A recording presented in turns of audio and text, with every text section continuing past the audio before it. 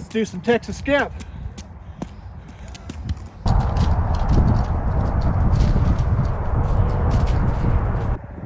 We're going to talk about the Texas skip today.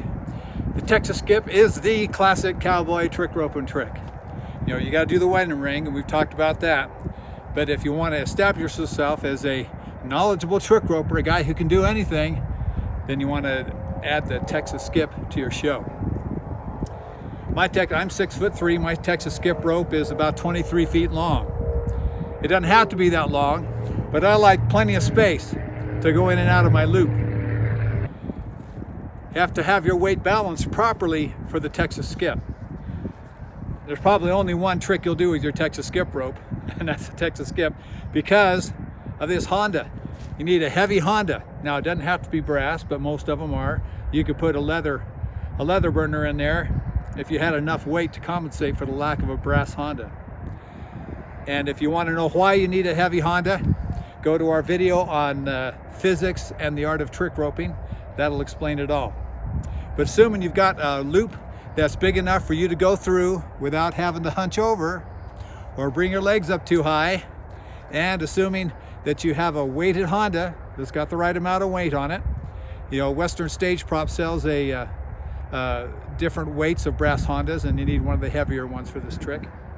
As you can see, mine wasn't heavy enough. I had to add a bunch more weight. But my rope is fairly long, and it's covered in paint. It's got several coats of paint on there that makes the rope heavier, so I need a little heavier Honda. The Texas skip is basically a gigantic butterfly. And after you realize that, just forget it, because they don't feel the same at all. It really doesn't help. But it is a butterfly. You can do a Texas skip with a reverse spin of your rope or with a forward. And in our videos, we got some still shots of me going through on a forward spin. I learned with a forward spin, but that was not the easiest thing to do. The best thing to do is learn with a reverse spin. You're going to spin your rope on your on side. For me, it's the right side. As the Honda is coming down at the bottom, you need to start drawing it across. So as the Honda's coming up here is when you're going to step over that loop with both feet and then spin it on this side. Comes 2 spins here. 1, 2, and over. 1, 2, and over. 2 and back. 2 and over. 2 and over. 2. So it's a spin and a half on each side. Half a spin is taken up with getting it to the other side. You're going to get this loop going. As the Hondas come past your feet, you draw it over. Step over the loop as it comes, toss it back over this shoulder for 2 spins, and then bring it back.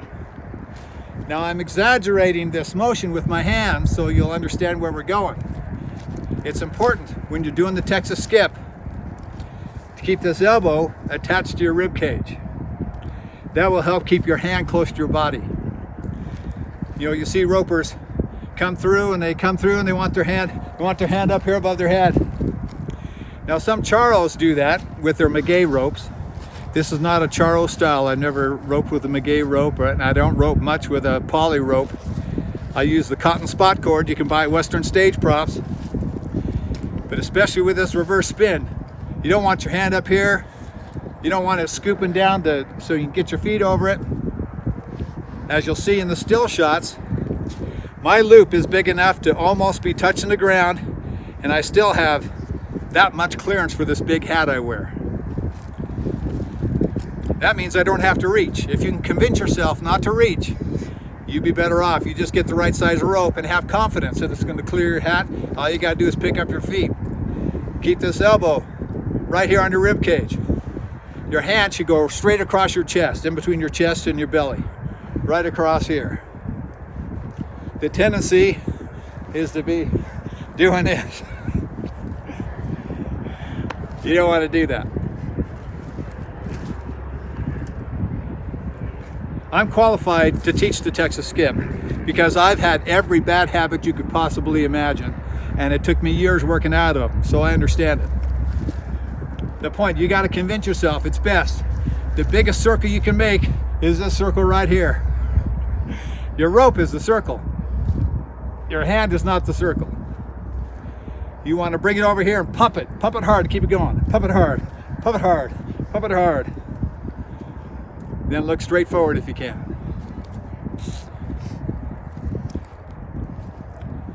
When you're practicing and you're learning your Texas skip, don't wear spurs. When you're practicing and learning your Texas skip, don't wear cowboy boots. Don't wear pants. Wear your gym clothes. Go to the gym. Make it easy on yourself. The only thing you do want to wear is you want to wear a big hat. Because when you're doing this in a show, you probably have a big hat on. And because this big hat protects your eyeballs from that thing. That thing is heavy. You get that swinging, you don't know what you're doing, you drag that across, that Honda hits you across the eye, it puts you out of commission for, I don't know, 15 minutes. So you can find a place to go wipe the tears off your cheeks and get composed again. And after you hit yourself in the face really hard, guess what? You're gonna be ducking your face, you're gonna be lifting your feet, you're gonna do all kinds of weird things to keep away from that rope that are unnecessary and will constitute a bad habit. So make it easy on yourself. Wear a big hat. That rope comes against that hat.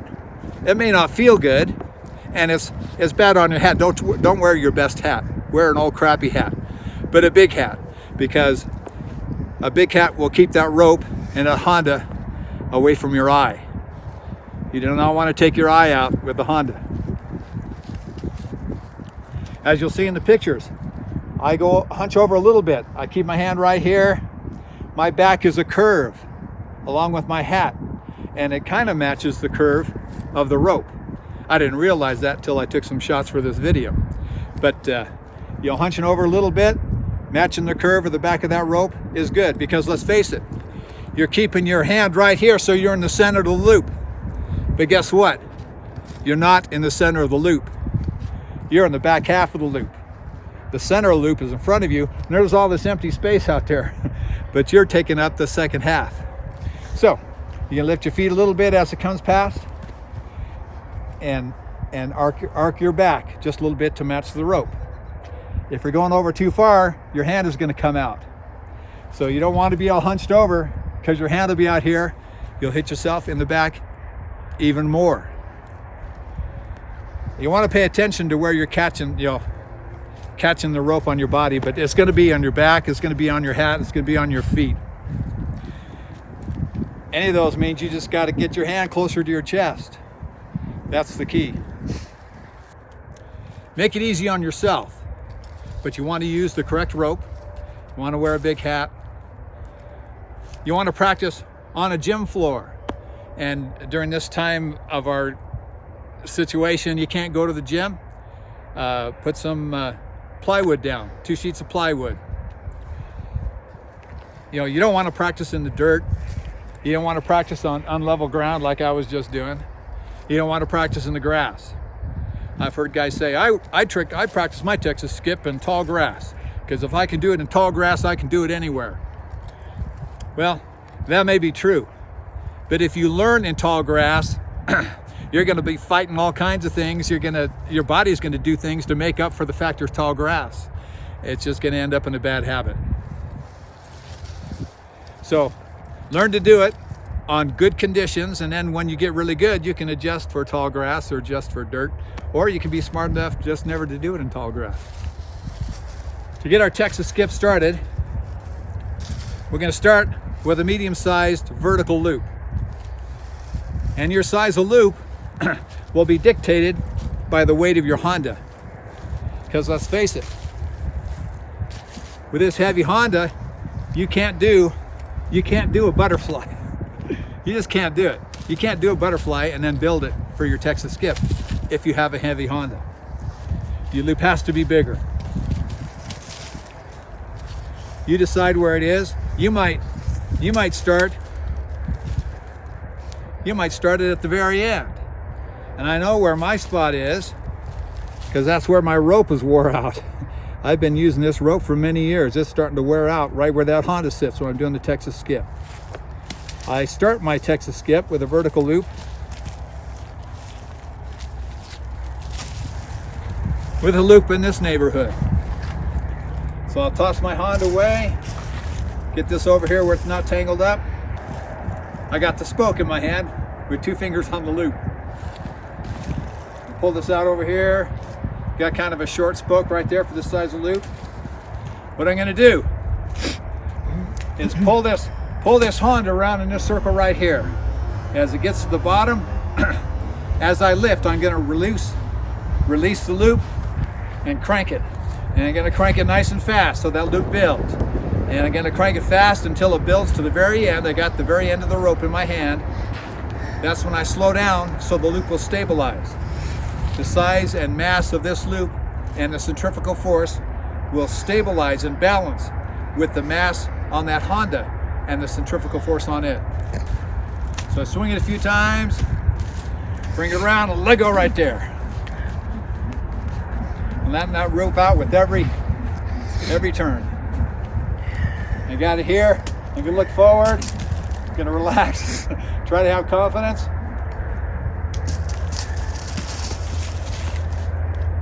I'm gonna bring it across here. Step over.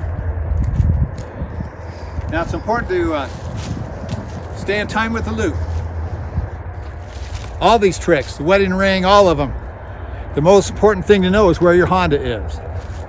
Same with this. And you're gonna get in time with that because your weight is gonna come off the ground as you cross. So you start bouncing, bounce your body up and down or bounce your hip. You're standing on your left leg or your off leg with this trick. Your toe up here with your rope inside.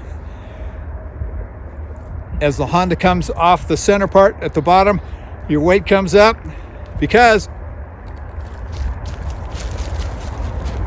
as it comes across, you're gonna come over here. You're only gonna spin it 1.5 times on each side. So it's like a step ball change. Step ball change, step ball change, step ball change, step ball change, step ball change, step ball change, step ball change, step ball change, step ball change, step ball change. And you can do that literally, or you can do it with just the bounce of your body. That's the rhythm of the Texas skip with a reverse spin.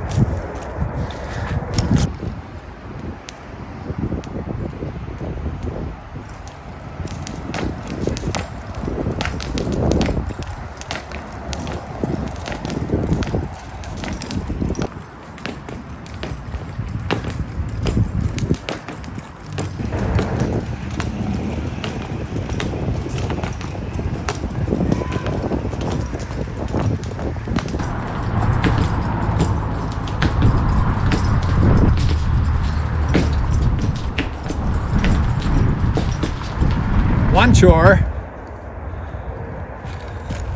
is just to get through the loop the first time. You want to set a goal in your mind when you're practicing. I'm talking about your early stages. How many times am I going to go through that loop? To start with, your goal should be just to get through once and keep it going on that side. And then you're going to keep it over here. If you do that, great, that's a success. Maybe that's where you quit for that day. You'll be used to getting a start on this side. If you're having trouble getting through, keeping it going, maybe you should start it on this side. Use a forward spin. Start it with a forward spin, then turn away from it. Because that's your spin right there. If you're going to jump through that loop and keep it going on the other side, your body needs to know what's going to happen over there. If you don't think about that first, you'll go through and then the loop will just die. Or it'll half die and you'll drag it across and hit yourself in the face. After you've gone through the loop one time, a couple times, then raise your goals. I'm going to spin it here, go through on 2, I'm going to come back across. Bring the Honda around, leg over right here, and crank her up. Round, leg go, crank. Crank. Get to the end.